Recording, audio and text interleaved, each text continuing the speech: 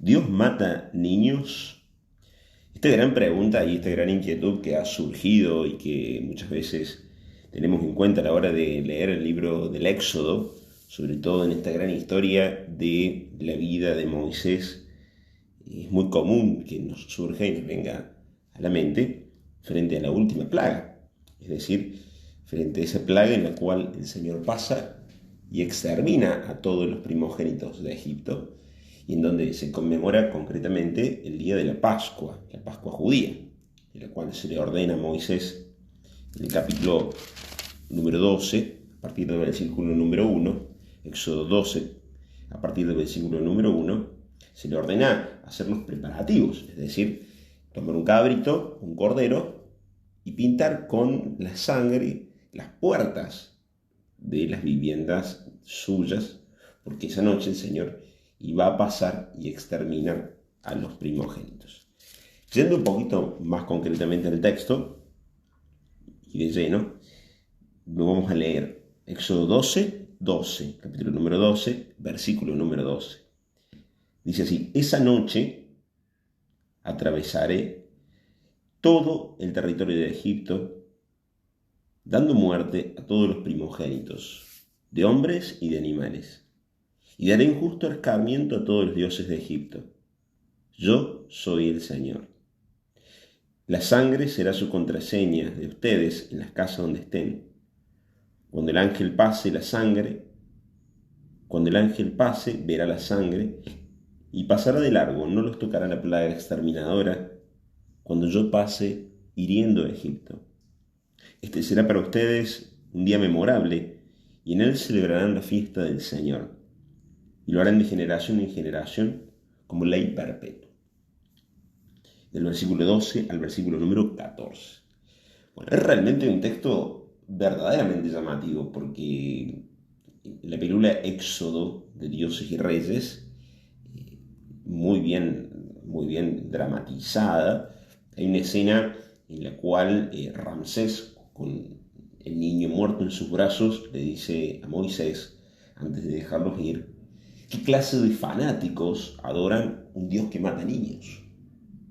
Es una gran pregunta, porque acá el tema ¿es un Dios que da muerte? ¿Dios realmente es capaz de matar personas? Y en el caso de que la respuesta sea verdaderamente afirmativa, ¿Dios es realmente el Dios que conocemos? ¿Es un Dios bueno? ¿Es un Dios misericordioso? ¿Es el Dios que nos mostró Jesús de Nazaret? ¿O es otro Dios? ¿O hay un Dios algo que justifique? Bueno, muchas veces nosotros, y en alguna parte hemos encontrado en ciertas reflexiones de la fe, la palabra justicia, donde dice, y daría un justo escarmiento, una especie de argumento a favor de Dios, ¿no? Entonces, podríamos llegar a decir, bueno, los egipcios maltrataron de tal manera a los hebreos que Dios hace justicia, entonces también mata, ¿no? Pero realmente eso es un argumento que nos queda un poquito corto. ¿Por qué nos queda corto? Porque estamos pensando en una justicia distributiva, ¿no? Una justicia en la cual yo distribuyo a cada cual según la necesidad y pongo en la balanza de alguna manera, bueno, lo que recibí y lo que doy. Entonces, el Señor recibe una herida de parte del faraón que mató a su pueblo, bueno, entonces el Señor replica lo mismo. Pero claro, quedan algunos elementos sin responder, porque ¿no es esto una venganza? ¿No es esto una represalia? ¿Es Dios un ser que es capaz de devolver o de pagar con la misma moneda? Y ahí nos quedamos prácticamente nosotros casi sin argumentos, porque si nos ponemos a ver y pensamos que Dios es un Dios que juega la misma carta frente a otra carta, estamos en un problema. Sería más un Dios humanado, tendría más actitudes humanas y poco también que ver con las cuestiones del amor generoso, ¿no? Entonces, la pregunta es cómo realmente interpretar esto dentro del libro del Éxodo. Acá la cuestión está no en el tema de la justicia, sino que dice un poquito más adelante, yo le voy a dar un escarmiento a todos los dioses de Egipto. Fíjense esto, que es diferente, porque no dice voy a dar un escarmiento a las personas que padecen en Egipto. Dice, voy a dar un escarmiento, es decir, voy a dar un ejemplo a todos los dioses de Egipto. Y acá nosotros tenemos que separar y ir a un concepto muy básico, realmente básico. Cuando nosotros entramos en el libro del Éxodo, entramos en un libro en el cual tiene un género épico y de leyenda. Quiere decir que posee algo de historia, pero que como lo vimos las veces anteriores, y como lo venimos repitiendo cada tanto, posee también el género épico. El género épico tiene que ver con que nace de la historia, brota de la historia concretamente, pero le agrega esa épica para que el lector pueda darse cuenta de lo significativo que fue escaparse del imperio. Entonces, a nivel de historia concretamente, y yéndonos a los documentos históricos, los hebreos realmente se han escapado del imperio egipcio por la mano de un líder que nosotros entendemos como Moisés. Y esa libertad, esa sensación de libertad, ha sido realmente una revelación de un Dios que es compañero. Ha sido la revelación de un Dios que los ama, que los busca, que está constantemente con ellos, que no se olvida de sus sufrimientos, como dice en la película en la primera parte. El pueblo no se olvidó de Dios. Y Dios no se ha olvidado de ellos. Y esa es la clave para interpretar el texto. Acá hay un Dios que no se ha olvidado de ellos. Y porque no se ha olvidado de ellos, les ha dado la posibilidad de escapar. Esto a nivel histórico. Ahora, ¿qué pasa en el género literario épico? Bueno, en el género literario épico nosotros entendemos que son textos justamente que buscan suscitar la fe. Y acá en el texto se está revelando de que Dios no se enfrenta con las personas, es decir, no hiere de muerte a las personas, sino que deja una enseñanza a aquellas personas que en último término han puesto la fe en otros dioses, han puesto la fe en otras cosas, han puesto la fe en el poder, en el dinero, en la avaricia. En la realidad, el imperio egipcio jamás cayó. Nosotros tenemos en el libro del Éxodo y vemos que en el libro del Éxodo el imperio egipcio es totalmente destrozado y derrotado. Pero si nos vamos a los documentos históricos, el imperio egipcio jamás fue derrotado y destrozado por los hebreos. Entonces, ¿cómo se comprende esto? Se comprende al punto de hacerlo ver al lector que ese sistema de opresión, de imperio, de opresión, llevaba a la muerte a todo el pueblo.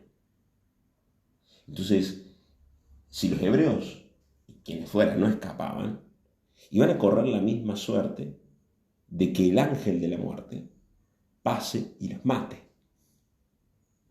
De tal manera que en realidad la verdadera plaga no era la plaga que se estaba conformando de parte del Señor, sino que la verdadera plaga de muerte ya estaba en Egipto, porque era la plaga del egoísmo de una persona que se creía Dios, y porque se creía Dios, aplastaba, dominaba y subyugaba la vida de los demás.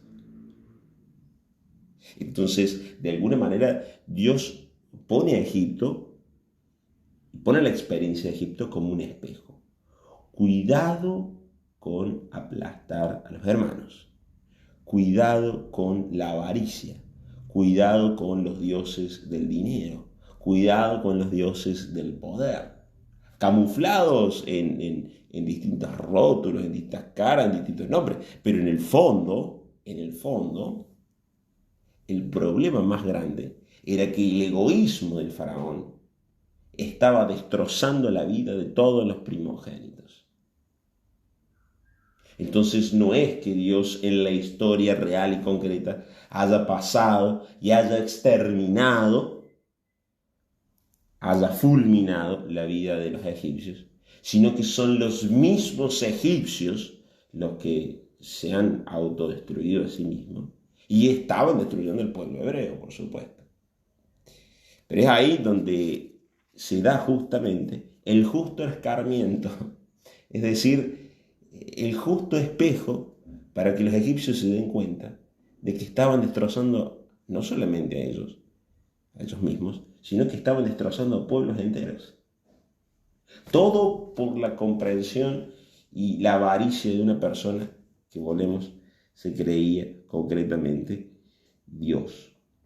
Entonces, la real plaga no era la plaga concreta del Señor, sino que la real plaga era la plaga de una persona que destrozaba al resto.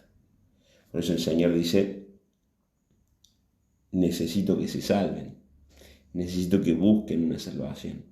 Y esta va a ser la contraseña, y esta va a ser la señal, la Pascua, el paso. Lo importante con lo que tenemos que quedarnos es que el texto conforma un texto épico, un texto no de corte histórico, por lo tanto no es que Dios mata, sino que en realidad lo que mató fue el egoísmo de una persona que se creía Dios.